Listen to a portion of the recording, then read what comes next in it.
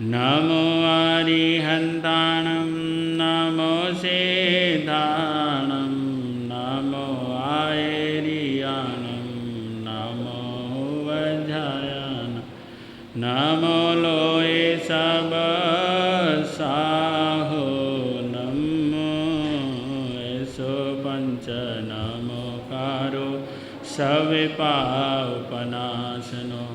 मंगलानंच सव्येसीं परमं हवै मंगलम परमं हवै मंगलम परमं हवै मंगलम। परम पूजनीय परमादरणीय चमत्कारी गुरुदेव श्री प्रेम सुख जी महाराज के पवित्र चरणों में कोटि कोटि वंदन। अत्र विराजित मेरे तप सम्राट श्री सत्येंद्र मुनि जी महाराज साहब के श्री चरणों में हार्दिक वंदना। उपस्थित नगर निवासी जनों, आप सभी का प्रातःकालीन धर्म सभा में हार्दिक स्वागत अभिनंदन करता हूँ।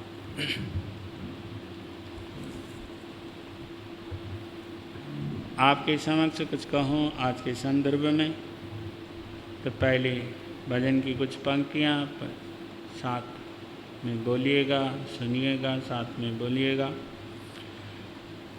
मीठी लगदी गुरादी वाणी, मीठी लगदी गुरादी वाणी, ओ वेले अमरत दे, ओ वेले अमरत दे, मीठी लगदी सुन सुन के गुरादी वाणी, सुन सुन के गुरादी वाणी, लखा तर गए जगत दे प्राणी, लखा तर गए जगत दे प्राणी, कि सचमुच सौरभ दी, कि सचमुच सौरभ दी, मीठी लगदी, मीठी लगदी गुरादी वाणी, मीठी लगदी गुरादी वाणी, कि सुन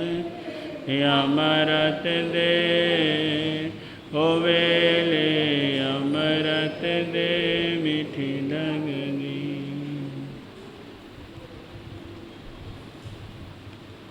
आप सभी श्रवण कर रहे हैं दशें कालिक सूत्र, जिसकी रचना आचार्य स्वयंभव स्वामी जी ने की, और उन्होंने भी अपना एक लक्ष्य रखा, जिनका उनका एक शिष्य था, एक पुत्र था, जिसका नाम था मनक, और जिसकी व्याख्या टीका आचार्य सम्राट श्री आत्माराम जी महाराज साहब ने की। चौथा अध्याय में हम प्रवेश कर चुके हैं। आज पंच महाव्रतों में प्रवेश करना है। एक मुनि जी जब बड़ी दीक्षा लेते हैं तब उनको 5 महाव्रतों की स्थापना करवाई जाती है, नियम करवाया जाता है कि आज के बाद आपने 5 महाव्रत और छठा रात्रि भोजन त्याग का जो है संकल्प किस प्रकार से लिया जाता है, किस प्रकार से दिलाया जाता है, यहाँ पर उसकी चर्चा विशेष रूप से प्राप्त होती है। तो आइए उसमें प्रवेश करें। उससे पूर्व एक प्रश्न आपके समक्ष कि संत आहार पानी किसकी तरह लेते हैं? संत आहार पानी किसकी तरह लेते हैं बताओ। हाँ जी, शाबाश, ये लो जी, दो। धर्म के 3 रूप होते हैं। धर्म के 3 रूप होते हैं। वो कौन कौन से होते हैं, कौन बताएगा? हाँ जी, धर्म के 3 रूप होते हैं। खड़े हो जाओ। हाँ जी, 2 रज। इसका मतलब ये कि ध्यान से आप लोग सुनते हैं, ऐसे ही सुनते रहें, और ऐसी जिज्ञासा हम आपके सामने करेंगे और हम आपसे प्रश्न भी पूछेंगे और आप जवाब भी देंगे। कैसे देते हैं ये ध्यान। तो आज के प्रवचन में ये विशेष आएगा कि एक मुनि जब सामायिक चरित्र लेता है क्योंकि छोटी दीक्षा जो बड़ी दीक्षा के रूप में दिखती है आजकल, है ना, बहुत बड़े फंक्शन होते हैं, करेमी बनते का पाठ दिया जाता है, ठीक है। तो उसके पश्चात 1 हफ्ते या 6 महीने के बाद बड़ी दीक्षा पाठ पढ़ाई जाती है, ठीक है। प्राचीन समय में भगवान महावीर के या 24 तीर्थंकरों के निश्राय में तो ऐसा होता था कि कोई भी विरक्त आत्मा प्रभु के चरणों में आता, विरक्त हो जाता, तो भगवान तुरंत उसको क्या कर देते थे, दीक्षा देते थे। आपकी तरह, आज की तरह ऐसा नहीं था कि भाई बैरागी रख लो, 6 महीने रख लो, साल रख लो, 2 साल रख लो, इस तरह का पालने पोसने का प्रोग्राम नहीं था कि भाई तू आ सीधा। चाहे वो अतिमुक्त कुमार मुनि भी आए, एवंता मुनि भी आए, तो उसके साथ भी ऐसा ही हुआ। कोई यदि ये कहे कि नहीं उस ज़माने में तो बड़े बड़े बनते थे, ऐसा था, ये बातें नहीं थी। छोटे से छोटा आता था उसके लिए भी ऐसा ही नियम था, और बड़े से बड़ा आता था उसके लिए भी भगवान की दृष्टि में वैसा ही नियम था। तो पहले आप समझिए कि सामायिक चरित्र क्या है, फिर तब आपको समझ में सारी चीज़ आएगी। मैं इसमें प्रवेश करूं तो पहले मैं सामायिक चरित्र की बात कर देता हूं, फिर इस पर शास्त्र पे एंट्री करता हूं, प्रवेश करता हूं। करेमी भन्ते जो संकल्प सूत्र है उसकी चर्चा कर रहा हूं। जो सामायिक लेते हैं, सामायिक चरित्र लेते हैं, तो उसकी चर्चा कर रहा हूं। करेमी भन्ते, हे भगवान मैं करता हूँ। करेमी का मतलब है मैं करता हूँ। भन्ते, हे भगवान। समायम सावज्यम, मैं सामायिक चरित्र को स्वीकार करता हूँ। सामायिक में क्या करता हूँ? सावज्यम जोगम पचखामी, मैं सावध्य क्रियाओं का त्याग करता हूँ। क्या करता हूँ? सावध्य क्रियाओं का त्याग करता हूँ। सावध्य है क्या? सावध्य का मतलब है सावध, जिसमें मारने की क्रिया है। किसमें? जिसमें मारने की क्रिया। वध माने मारना, सा माने वह, उसको मारने की क्रिया है।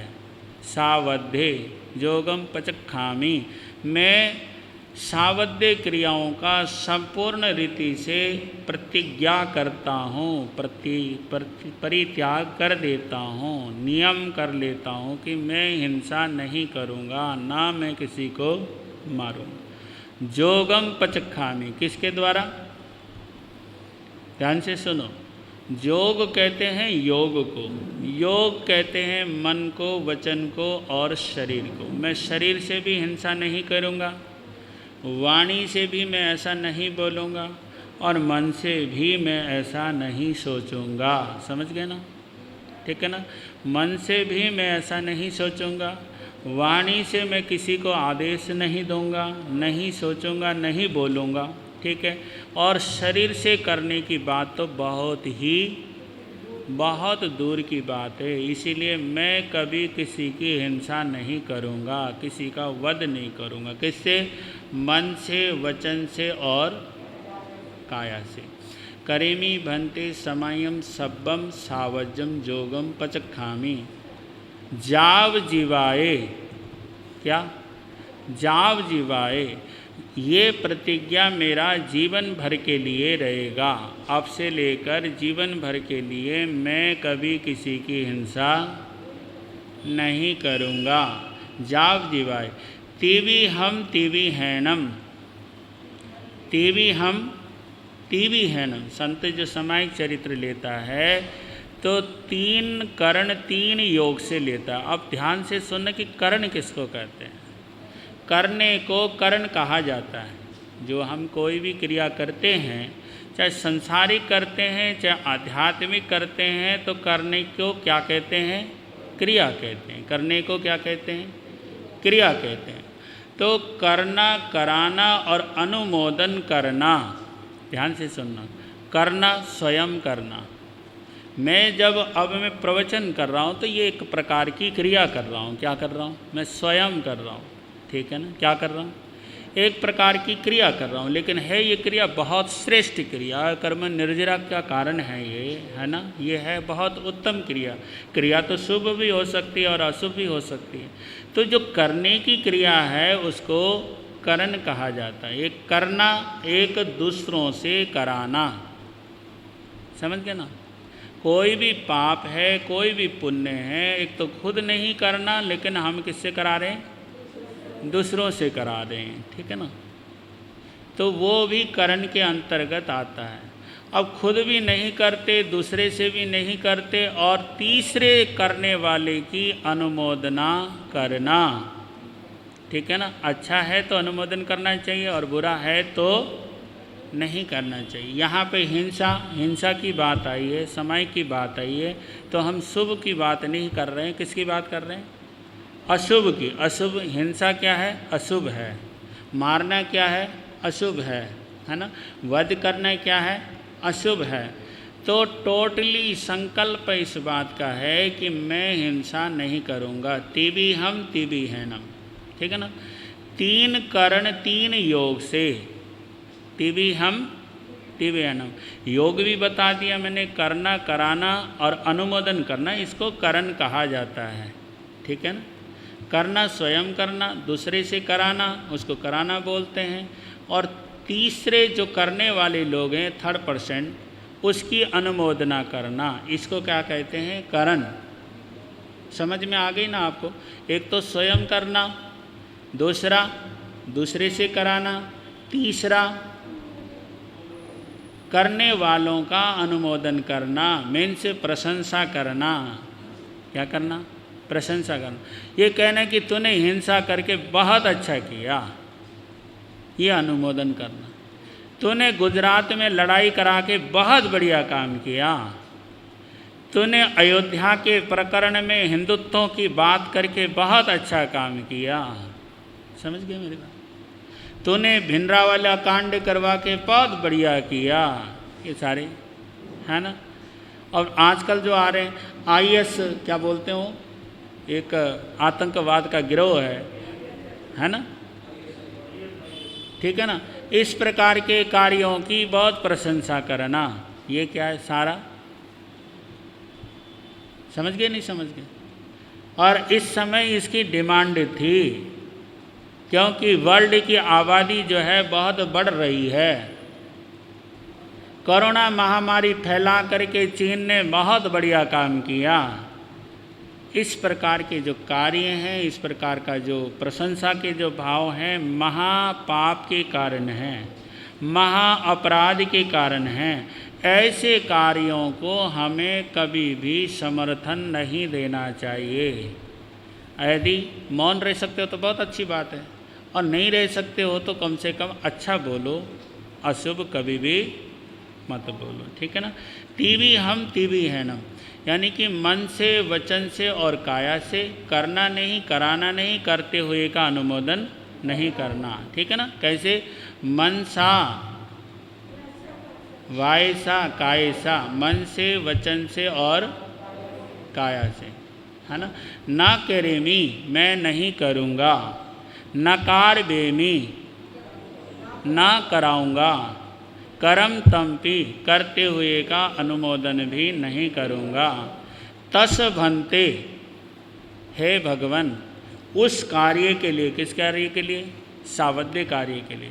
परिक्रमामी, मैं प्रतिक्रमण करता हूँ, क्योंकि पहले तो पाप को मानना पड़ेगा ना, स्वीकार करना पड़ेगा, हिंसा को स्वीकार करना, जब भी प्रतिक्रमण का ख्याल आएगा ना, कि मैं प्रतिक्रमण करता हूँ। मैंने आज तक जो मैंने पाप किया, हिंसा की, उसका मैं क्या करता हूँ? प्रतिक्रमण करता हूँ, मीन्स आलोचना करता हूँ, मीन्स मैंने ये बुरा किया है ये कबूल करता हूँ, कबूलनामा करता हूँ, और कबूल करके मैं जो है उस पाप से अलग होता। निंदामी, मैं उस कार्यों की निंदा करता हूँ, क्योंकि प्रतिक्रमण का मतलब ये है कि मैं अहिंसा में आना चाहता हूँ, उसको छोड़कर अहिंसा में आना।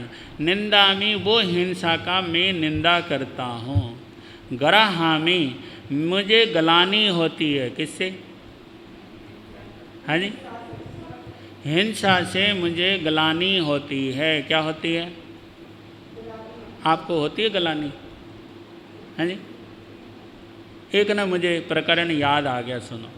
पिछले साल की बात है ये। मैं बठिंडा में था, तो वहाँ पर एक वैष्णव परिवार की महिला आई मेरे पास, कम से कम 40 या 35 साल की होगी। वो कहने लगी कि गुरुजी मेरे को शादी के इतने साल हो गए, मैंने अपने घरवाले के साथ बैठ के रोटी नहीं खाई। मैंने कहा राजा क्या बात ऐसी क्या हो गई जो तुम साथ में बैठ के रोटी नहीं खाते? तो कहते हैं कि गुरुजी मुझे ना बहुत ग्लानि होती है।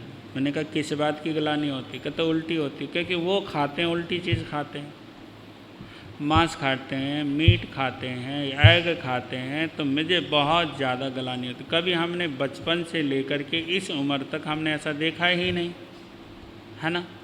अब वो कहता है बनाने के लिए भी कहता है, तो अब मेरे से तो बनाया नहीं जाता। मेरा शरीर कांपता है, मेरा मन कांपता है, मेरी जुबान कांपने लग जाती है कि मैं ऐसा कर्म क्या कर रही हूँ। तो मैंने कहा राजा अब इसका समाधान क्या है? मैंने कहा राजा समाधान सिर्फ यही हो सकता है कि कब आप जो है आप अपने घर वाले को मेरे पास ले आना, हो सकता है बदल जाए। कहते गुरुजी वो जैन धर्म को मानता ही नहीं, आपको भी नहीं मानता, ये भी तो समस्या है ना। जैन धर्म को नहीं मानता, आपको नहीं मानता। मैंने कहा राजी फिर भी प्रयास करना, कोई बात नहीं, क्या पता मान जाए। मुझे तो ऐसा लगता है कि मान ही जाएगा। हिम्मत करो, ले आओ, कोई बात। ले आया साहब। बैठने के बाद मैंने उनसे बात करी। बात करने के बाद मैंने कहा राजन आपसे कुछ ना मैं चाहता हूँ, मैं आपसे भिक्षा लेना चाहता हूँ, क्या आप मुझे भिक्षा दोगे? कहो ना। कहते स्वामी जी कहो ना। मैं कहा भाई देखो पहले सोच लो, भिक्षा में किसी भी चीज़ की मांग सकता हूँ, क्योंकि भिक्षा में तो कुछ भी मांगा जा सकता है ना। कहता गुरुजी वचन हो गया, जोश में आ गया, तो वचन हो गया। मैंने कहा राजे ऐसा है, आज के बाद से लेके मृत्यु पर्याय तक, ठीक है, कभी मीट नहीं खाना, कभी एग नहीं खाना, कभी शराब नहीं पीना। इन 3 चीज़ों की मुझे भिक्षा चाहिए। कहता गुरुजी हो गया। उसने उसी समय संकल्प किया। मैं कहा संकल्प जो है जोश जोश में नहीं, सचमुच में दिल से कबूल रहे हो? कहते कि हाँ। कहते मेरी घरवाली भी बहुत दुखी है इस चीज़ को ले, ठीक है ना। मैं आज संकल्प करता हूँ कि सारी लाइफ कभी मैं ऐसा कार्य नहीं करूँगा। उसने संकल्प लिया साहब। बाद में 1-2 दिन बाद मेरे पास उसकी मैसेज आई, कहने लगी कि गुरुजी आज घर में के घरवाले के साथ खाने का, भोजन करने का आनंद ही कुछ अलग आया। करे इतने सालों में, 20 सालों में पहली बार भोजन बढ़िया तरीके से, है ना, खाया। देखो भोजन रोज़ ही करते थे, लेकिन एहसास की बात है, ठीक है कि नहीं। तो आप ये सोचो, ये विचार करो कि भाई हिंसा कितना घातक है, ठीक है ना। खाने की बात तो दूर है, मन से, वचन से और काया से। करना नहीं, कराना नहीं, करते हुए का अनुमोदन नहीं करना, ठीक है। प्रतिक्रमण करता हूँ, निंदा करता हूँ, ग्रहा करता हूँ। ग्रहा का मतलब होता है मैं ग्लानि करता हूँ। जब अंदर में ग्लानि होगी जब भी तो छोड़ेगा ना बंदा। अब उसकी मैसेज के मन में बहुत ग्लानि थी कि हाय ये कब छूटेगा, कब छूटेगा, कब छूटेगा। एक नई किताब है, सीक्रेट नाम की किताब है, जिसमें प्राइवेसी चीज़ें होती हैं। उसके कुछ सूत्र होते हैं, कुछ टिप्स होते हैं, उनको बार बार विचार करो, विचार करो, विचार करो, सोचो सोचो सोचो, सोचते रहो, तो एक दिन वो वैसा ही, सृष्टि की रचना वैसी ही, प्रकृति वैसी ही बना देती है। समझ गए ना। इसलिए हमेशा शुभ सोचो, श्रेष्ठ सोचो, उत्तम सोचो। तो उत्तम सोचोगे तो सब कुछ अच्छा होगा। यदि आपने उत्तम नहीं सोचा तो फिर कैसे उत्तम होगा। इसलिए आपका प्रयास हमेशा उत्तम सोचने का होना चाहिए। तो पापों की ग्लानि होनी चाहिए, जब भी आप पाप से क्या हो जाओगे, परे हो जाओगे।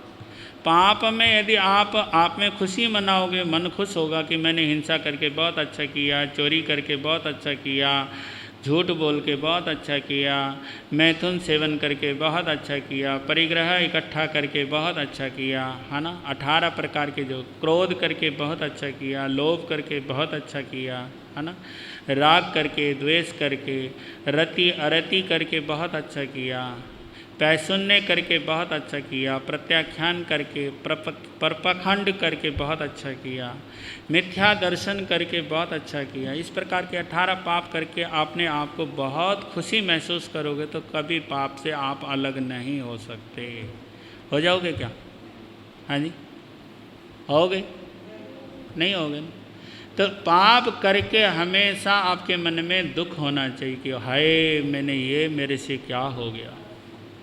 आपकी आत्मा तड़फे तब तो लगे कि हाँ आप पाप से क्या हो जाओगे, हाँ जी, अलग हो जाओगे। देखो मेरे को ना एक बात याद आ गई, और याद आ गई। यह है 94 की बात। मैं गुड़गांव से जा रहा था, समय माधोपुर की।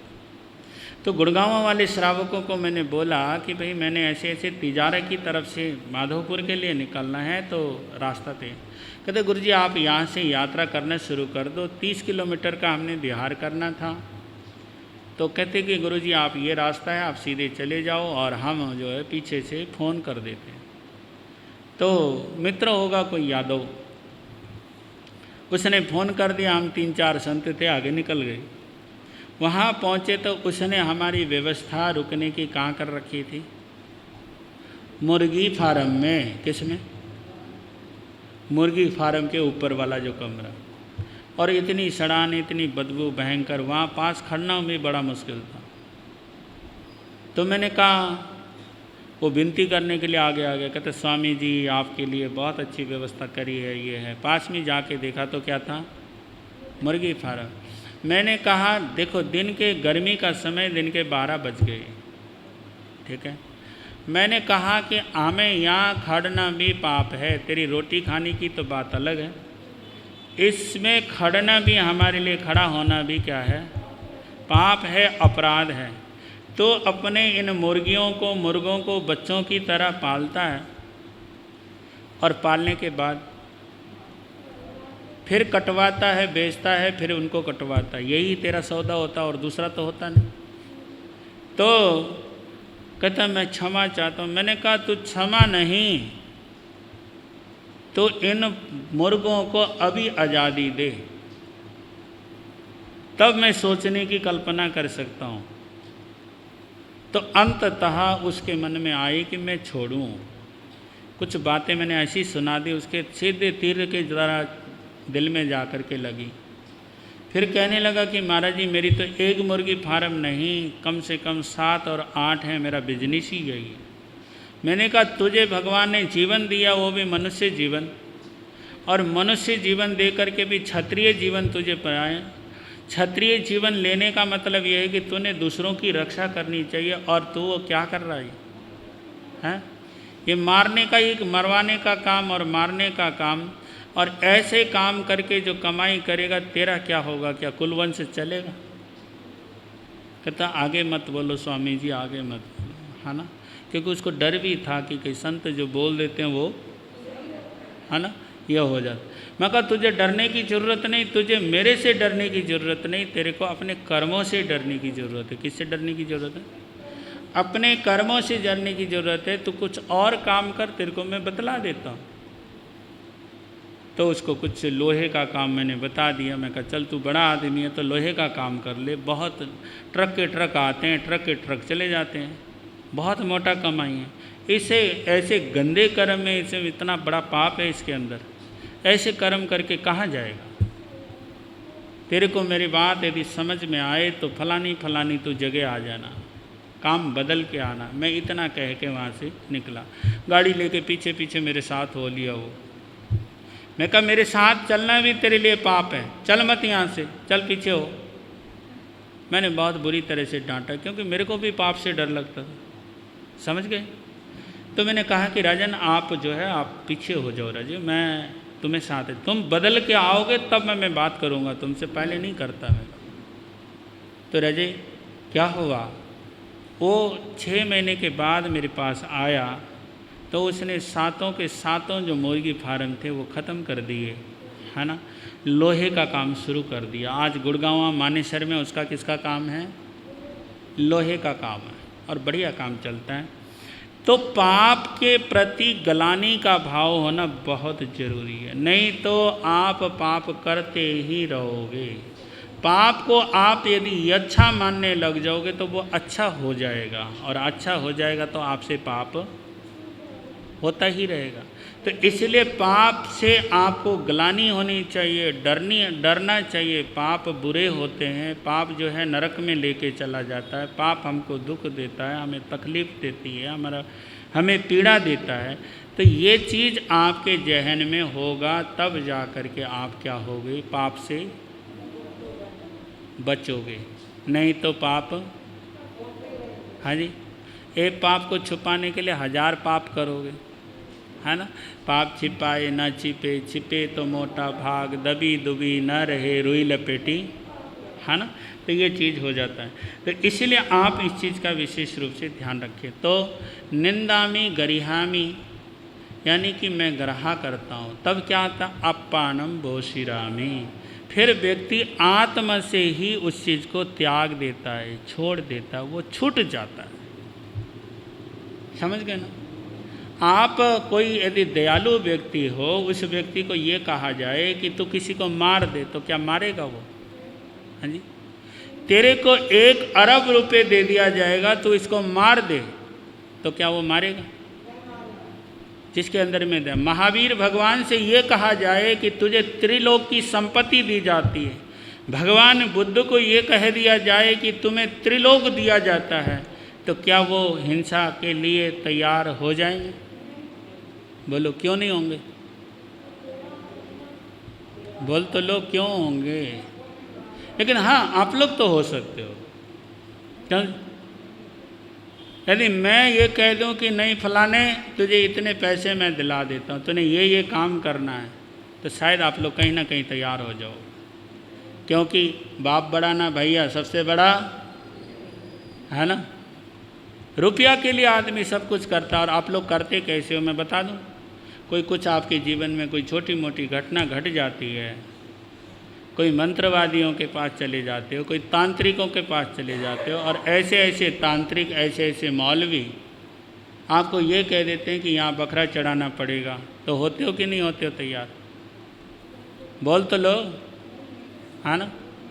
ऐसे ऐसे मौलवियों के पास चले जाते हो, ऐसे ऐसे मांत्रिकों के पास चले जाते हो, ऐसे ऐसे तांत्रिकों के पास चले जाते हो, वहाँ पे बकरा काटने के लिए आप लोग क्या हो जाते हो?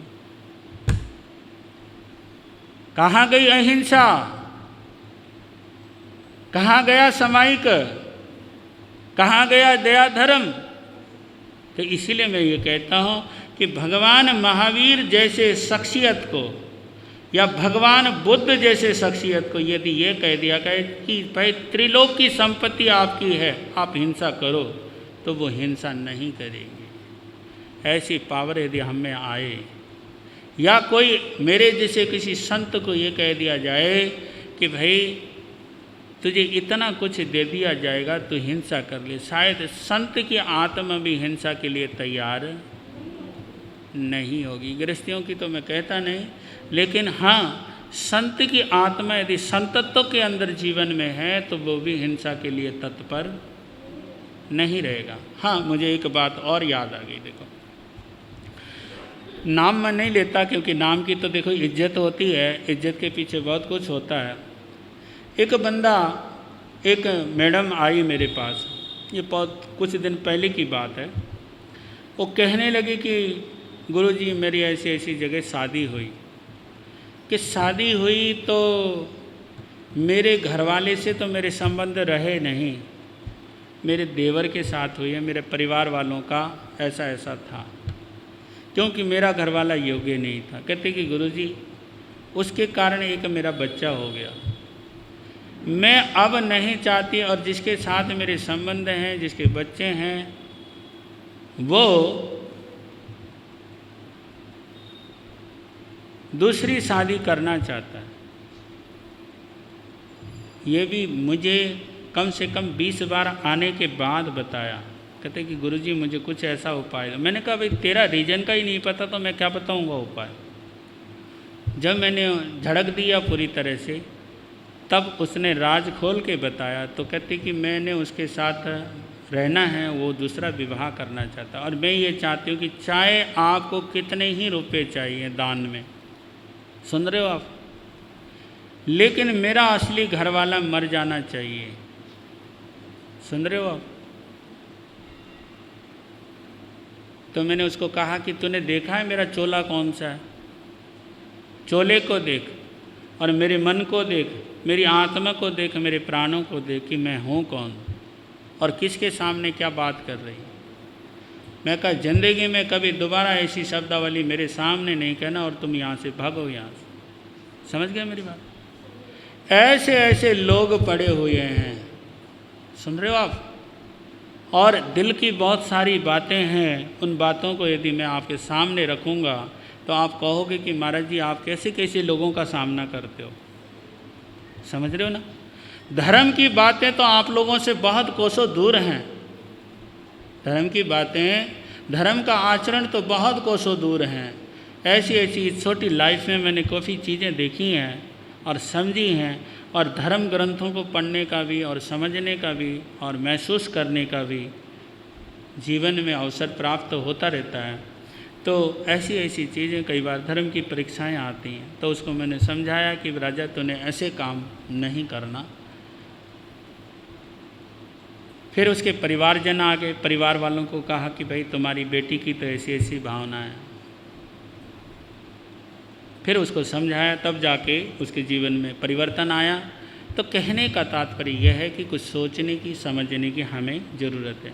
यानी कि पाप करने के लिए, पाप को यदि आप अच्छा समझते हो तो आप पाप करते ही रहोगे। पाप को यदि बुरा समझोगे तो पाप आपसे नहीं होगा। गरहामी, आत्मा में पाप के प्रति ग्लानि का भाव होना चाहिए, तभी आत्मा से छूट जाएगा, मन से छूट जाएगा, वाणी से छूट जाएगा और शरीर से भी छूट जाएगा। जब आप अंदर में पाप के प्रति ग्लानि का भाव नहीं होता, इसीलिए भगवान ने कहा कि पापी से नहीं पाप से घृणा करो। किससे करो घृणा? पापी से नहीं, पाप से घृणा करो। क्यों? बताओ क्यों? पापी के जीवन में परिवर्तन आ सकता है, पाप में परिवर्तन, जो पाप करने वाला है या पाप को ही सही मानने वाला है, उसके अंदर परिवर्तन आएगा क्या? अब मुसलमानों को कह दिया जाए कि तुम बकरी ईद मत करो तो वो मान जाएंगे? बोलो साहब, मानेंगे? हाँ जी, नहीं मानेंगे ना, क्योंकि उन्होंने पाप को ही, हिंसा को ही धर्म मान लिया। क्या मान लिया? क्या मान लिया साहब? धर्म मान लिया। बकरी ईद में हजारों, लाखों, करोड़ों, खरबों बकरे मर जाते हैं, और बच्चों की तरह पहले पालते हैं उनको, मेमनों को क्या करते हैं? पालते हैं। ठीक है ना? तो आप देखिए कि कितना हिंसा होती है। तो इसीलिए पाप के प्रति ग्लानि का भाव रखो तो अपने आप ही पाप छूट जाएगा। मन नहीं करेगा, आपका भाव नहीं करेगा, मन भी नहीं करेगा, वाणी भी नहीं कहेगी कि पाप करना चाहिए, और शरीर भी नहीं करेगा। तो अपानम बोसिरामी। समझ में आई बात सारी? कि आत्मा से वो छूट जाती है, त्याग जाती है। यदि त्यागने में नहीं दिक्कत आती है तो आपको फिर संकल्प के मार्ग पर चलना चाहिए। किसके मार्ग पर चलना चाहिए? संकल्प के मार्ग पर चलना चाहिए। संकल्प के मार्ग पर चलने पर फिर आप पाप से संपूर्ण रूप से बच जाओ। इसलिए आपको क्या करना होगा? संकल्प के रहते कि मैं मनसा वाचा कर्मणा, सारी जिंदगी भर के लिए मैं हिंसा का क्या करता हूँ? त्याग करता हूँ। अब आओ, अभी इसको कहते हैं सामायिक चरित्र। कौन सा चरित्र हुआ ये? कि मैं शांति से रहूँगा। ठीक है कि नहीं? जीवन भर के लिए ये प्रण हो गया। अब इसके अगला जो सूत्र है, जो आचार्य स्वयंभव जी महाराज बोल रहे हैं, पहले मैं कुछ मंत्र सुनाता हूँ आपको। इच्छेसिम छन्नम जीवनिकायानम नेव स्वयं दंडम समारंभिजा नेवन्ने ही दंडम समारंभा विद्या दंडम समारंभन्ते वी न अन्येन समनुजानिज्या जाव जीवायेति विहंति विहेणम मनेनम वायाये कायिनम न करेमि न कार्वेमि करम तंपि अन्नम न समनु जानामि तस्वन्ते परिक्रमामि निंदामि गरिहामि अप्पाणं बोशिरामि अप्पाणं बोशिरामि। इसका अर्थ कर रहा हूँ सीधा मैं, फिर इसकी व्याख्या कर लेंगे। इन 6 काय जीवों को जीव स्वयं दंड समारंभ न करे, इन 6 कायों को दंडित न करे। कौन? समाई चरित्र को धारण करने वाला, ठीक है ना। और औरों से भी दंड ना दिलवाए, समारंभ ना करवावे, ठीक है। और दंड समारंभ करते हुए अन्य जीवों को भला भी ना समझे। साधुओं का नियम क्या होता है? करना नहीं, कराना नहीं, करते हुए का अनुमोदन नहीं करना, ठीक है। मन से, वचन से और काया से, जो भी नियम लेने वाले, चाहे वो संत हो चाहे वो गृहस्थी हो, ठीक है। तो जब तक इस शरीर में जीव है तब तक 3 करण कृतकारित और अनुमोदित से तथा 3 योग मन, वचन और काया से हिंसा आदि क्रियाएं न करूं और न औरों से कराऊं और न करते हुए अन्य की अनुमोदना ही करूं। हे भगवान, मैं उस वक्ष्यमाण दंड से प्रतिक्रमण करता हूँ, यानी कि इस पाप से मैं वापिस आना चाहता हूँ। कहाँ आना चाहता हूँ? जैसे मैं हिंसक था तो अहिंसक होना चाहता हूँ।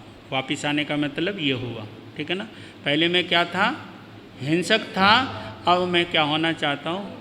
अहिंसक बनना चाहता हूँ। पहले मैं पापी था, अब मैं पुण्य आत्मा होना चाहता हूँ। पहले मैं अधर्मी था, अब मैं धर्मी बनना चाहता हूँ, क्योंकि धर्म ही सही है, धर्म ही सत्य है, शांति प्रदान करने वाला है, इसीलिए, ठीक है। आत्मा साक्षी पूर्वक मैं निंदा करता हूँ, आत्मा से इसकी निंदा करता हूँ कि ये क्या है? पाप है, ये बुरा है, ये मेरी आत्मा के लिए कल्याणकारी नहीं है। इसीलिए मैं इस पाप की क्या करता हूँ? निंदा करता हूँ और इस पाप से मैं घृणा करता हूँ। क्या करता हूँ? घृणा करता हूँ। और गुरु साक्षी पूर्वक करता हूँ। किसके साथ करता हूँ? गुरु साक्षी, यानी गुरु की साक्षी लेकर के इस पाप की मैं क्या करता हूँ? निंदा करता हूँ और ग्रहा करता हूँ। कई लोग तो मैंने ना पापों के आगे रोते हुए देखा है। पाप किसी से जाने अनजाने में हो जाता है ना, उनको मैंने रोते हुए भी देखा है कि हे गुरुदेव, मेरे से ये गलती हुई, मेरे से ये त्रुटि हुई, इसको सुधारने का कोई है उपाय, ठीक है। तो हमें इस तरह के उपक्रम करने चाहिए। तो और आपने पापों को बताने में कोई गुरहेज नहीं करना चाहिए, चाहे वो छोटा पाप हो चाहे वो बड़ा पाप हो।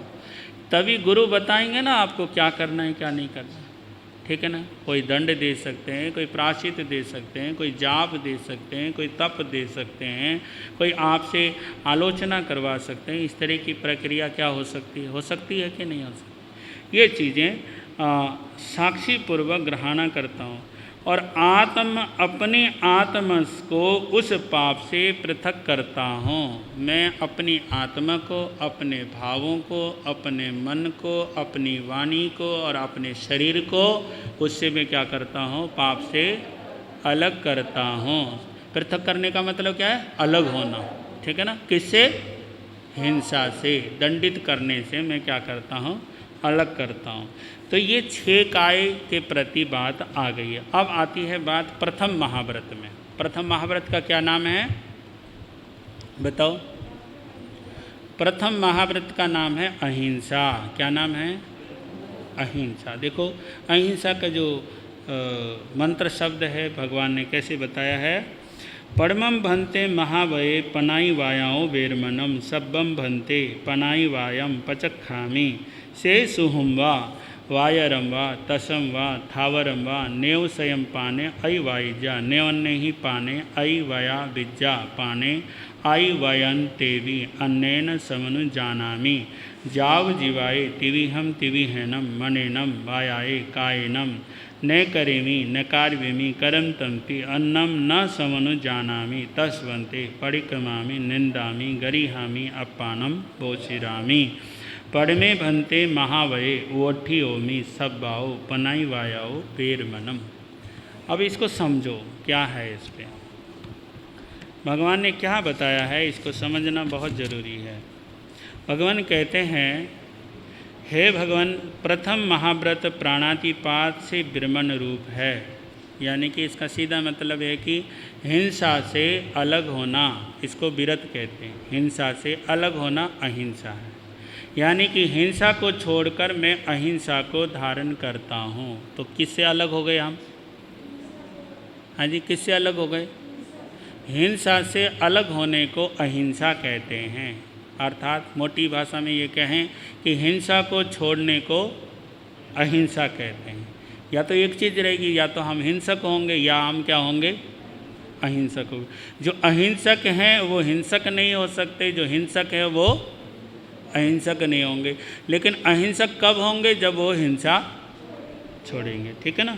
तो हे भगवान, मैं सर्व प्रकार से प्राणातिपात का प्रत्याख्यान करता हूँ। हमारे जैन शब्दों में ना एक विशेषता है कि प्राणों का अतिपात करने को प्राणातिपात कहते हैं। प्राण कौन से हैं? श्रोतेंद्रिय, चक्षुन्द्रिय, घ्राणेन्द्रिय, रसनेन्द्रिय, स्पर्शेन्द्रिय, मन, वचन और शरीर, श्वासोश्वास और आयुष। यानी कि कितने प्राण हो गए? 10 प्राण हो गए। इन प्राणों का अतिपात करना यानी इनको खत्म कर देने को प्राणातिपात कहा जाता है, यानी कि हिंसा कही जाती है। ठीक है, कि प्रत्याख्यान करता हूँ, कि मैं प्रतिज्ञा करता हूँ कि आज से ले करके मैं जीवन भर के लिए मैं ऐसा काम नहीं करूँगा। जैसे कि सूक्ष्म कुछ जीव ऐसे होते हैं, कुछ शरीरधारी जो जीव हैं, कुछ तो ऐसे होते हैं जो बिल्कुल सूक्ष्म होते हैं। क्या होते हैं? सूक्ष्म होते हैं, समझ गए ना। जिनका जो छोटा सा शरीर होता है, ठीक है, उनकी भी मैं हिंसा नहीं करूँगा। ठीक है ना।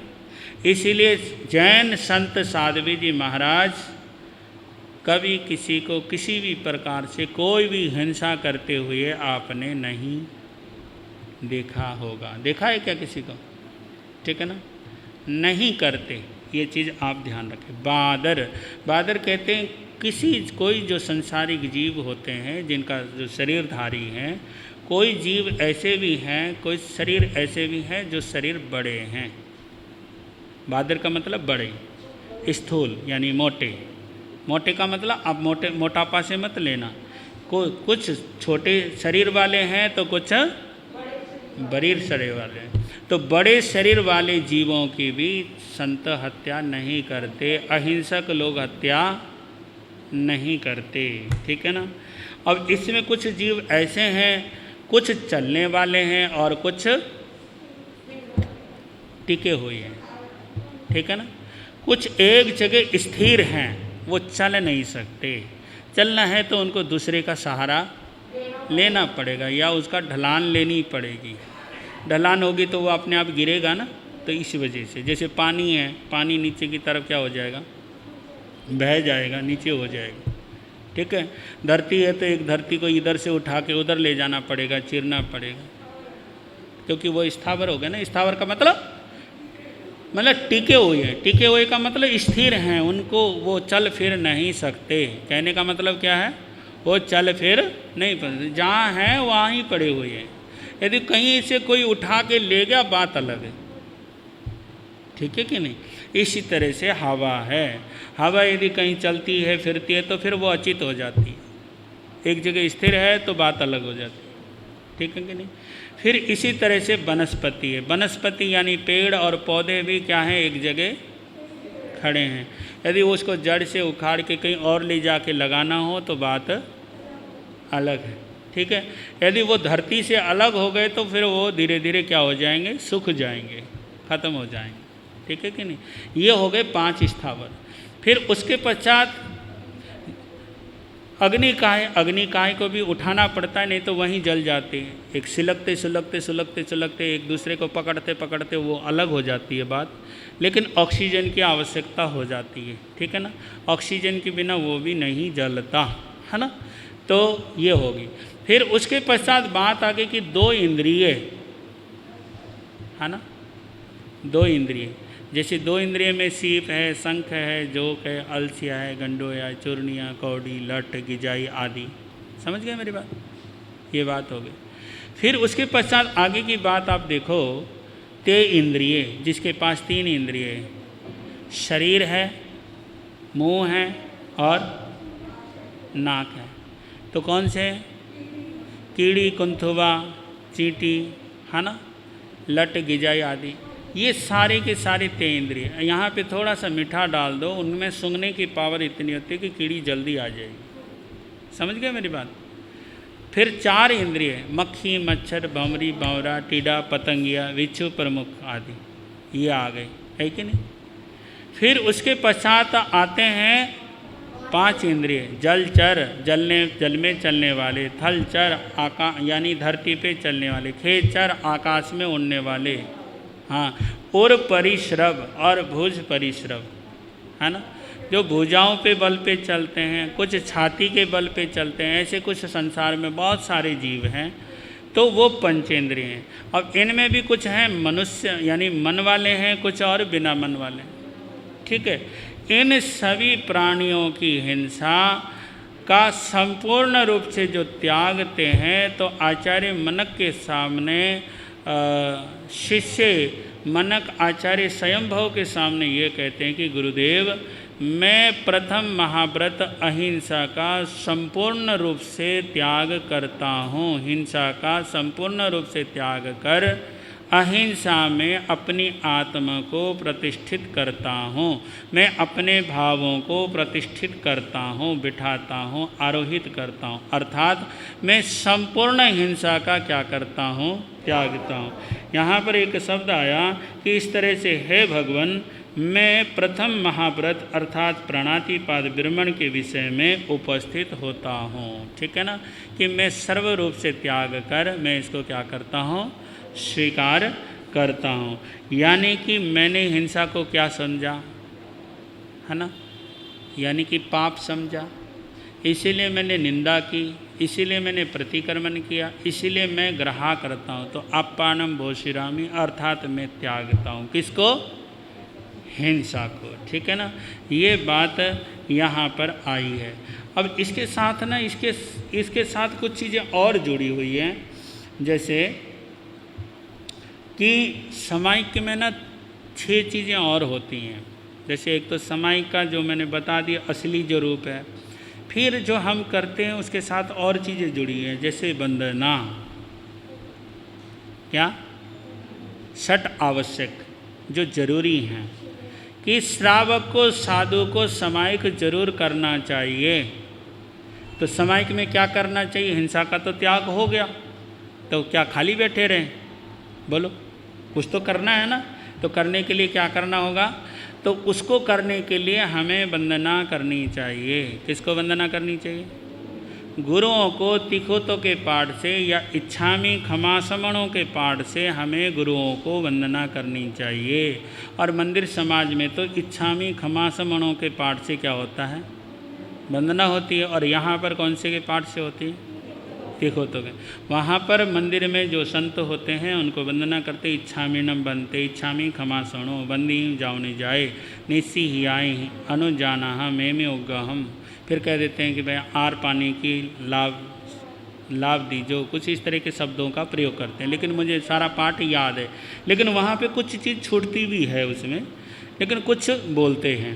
तो इस तरह से। लेकिन यहाँ पर वंदना कैसे होती है? तिखोतों के पाठ से 3 बार वंदना की जाती है, वो आपको पता ही है ना।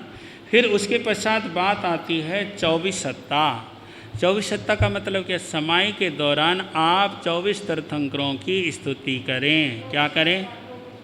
24 तीर्थंकरों की स्तुति करें। लोगस के पाठ की स्तुति करें। लोगस के नहीं है तो 24 तीर्थंकरों के नामावली का पाठ करें। क्या करें? ऋषभ अजित संभव सुमति पदम सुपार संद प्रभु सौति शीतल श्रेयांश वासु पूज्य विमन अनंत धर्म शांति गुंतु अरमल्लि मुनि सुव्रत नमी नेमि पार्श महावीरभ्यो नमो नमः। इस तरह से भी पाठ आप कर सकते हैं। कितने जनों को 24 तीर्थंकरों के नाम याद हैं? है जी? हाथ खड़े करना जरा।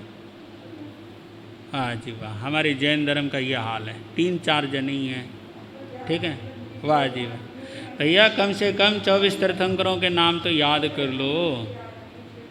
ठीक है, बस 1-2 जनों को याद उसकी बड़ी बात नहीं होती। ठीक है, आपने याद किया, आपको शाबाशी देता हूँ मैं। लेकिन मैं आम समाज की बात कर रहा हूँ। आम समाज में 24 तीर्थंकरों के नाम भी याद नहीं हैं। 3-4 जनों को याद हैं तो बहुत बड़ी बात, आपको बधाइयाँ देता हूँ मैं। ठीक है कि नहीं? और जो जिनको याद नहीं है वो याद करने का प्रयास करें, क्योंकि हम 24 तीर्थंकरों के क्या हैं? अनुयायी हैं। ठीक है ना? याद जरूर कीजिए। ठीक है कि नहीं? आप बड़े बड़ा धर्म नहीं कर सकते तो कम से कम इतना धर्म तो कर लो, ये तो सीख लो। ठीक है कि नहीं? तो 24 तीर्थंकरों का नाम याद होगा जो भी तो स्तुति करेंगे, है कि नहीं? तो ये चीज़। फिर उसके पश्चात प्रतिक्रमण। प्रतिक्रमण का मतलब क्या होता है? मैंने अभी बताया कि पाप से पाप को छोड़कर पुण्य को पकड़ना, यानी अधर्म को छोड़कर धर्म में आना, आत्म स्वभाव को न छोड़कर आत्म स्वभाव में आना, यानी कि विभाव को छोड़ के स्वभाव में आना। इसके कई अर्थ होते हैं, फिर कभी समय आएगा तो ज़रूर इस पर चर्चा करेंगे। फिर इसके पश्चात इसी में होता है कायोत्सर्ग। कायोत्सर्ग का मतलब होता है ध्यान लगाना। हम जब प्रतिक्रमण करते हैं सुबह शाम तो कायोत्सर्ग होता है। कायोत्सर्ग का मतलब होता है कि उसमें अतिचारों का ध्यान होता है, उसमें 24 तीर्थंकरों का ध्यान होता है ना? उसको कायोत्सर्ग कहते हैं। शरीर के भाव को त्याग कर आत्म भाव में या परमात्मा भाव में रहना कायोत्सर्ग कहा जाता है। इसका शाब्दिक अर्थ होता है शरीर का छोड़ने का भाव। शरीर में रहते हुए शरीर को छोड़ने का भाव को क्या कहते हैं? कायोत्सर्ग कहा जाता है। ठीक है, फिर उसके पश्चात जो है प्रत्याख्यान। क्या है? प्रत्याख्यान। फिर हम लास्ट में क्या करते हैं? प्रत्याख्यान करते हैं कि आगे से निकट भविष्य में कोई पाप हमारी आत्मा में आश्रव रूप में प्रवेश ना करे, तो इसलिए हम क्या करते हैं? प्रतिज्ञा करते हैं। अब आप कैसे करते हैं मुझे नहीं पता। ठीक है, आप क्या करते हो मुझे नहीं पता, लेकिन मैं जो करता हूँ या जो मुझे समझ में आता है, जो मैंने समझा है, वो चीज़ मैं आपको बतला रहा हूँ। ठीक है ना? तो वो चीज़ है कि पाप से बचने के लिए हम क्या करते हैं? प्रतिज्ञा करते हैं। प्रत्याख्यान का मतलब यही होता है कि मैं प्रतिज्ञा करता हूँ कि मैं आज के बाद किसी भी प्रकार का पाप का सेवन नहीं करूँगा, अर्थात संसारिक कार्यों को कोई भी नहीं करूँगा। 18 पाप में सभी चीज़ें आ गई। ठीक है, ये चीज़ आ गई। फिर कहते हैं कि पंच महावर्कों को गुरु साक्षी से स्वीकार करना चाहिए। गुरु के बिना स्वीकार करने में गलती हो जाती है, इसलिए गुरु को जीवन में ज़रूर बनाना चाहिए। क्या करना चाहिए? गुरु जीवन में ज़रूर बनाना चाहिए। गुरु के बिना कोई गत नहीं है। तो पंच महाव्रतधारी संतों को अपना गुरु मानना चाहिए। उसका रूपरेखा है कि अरिहंतो महादेव, अरिहंत मेरे देव हैं, सिद्ध मेरे देव हैं, सुसाहुनो गुरुनो, गुरु मात्र मेरे जो साधु मात्र हैं वो मेरे गुरु हैं। जिन भगवान का कहा हुआ जो धर्म तत्व है वो मेरा धर्म तत्व है, उसको मैं क्या करता हूँ? ग्रहण करता हूँ। यानी कि ये किसी से समझ ले करके आपको क्या कर लेना चाहिए? ग्रहण कर लेना चाहिए। ठीक है ना? तो ये बात आती है। फिर आपका रास्ता क्या होगा? प्रशस्त होगा। आपका समय हुआ। जय जिनेन्द्र जय जिनेन्द्र जय जिनेन्द्र बोलिए, जय जिनेन्द्र बोल करके अपना मौन खोलिए, जय जिनेन्द्र।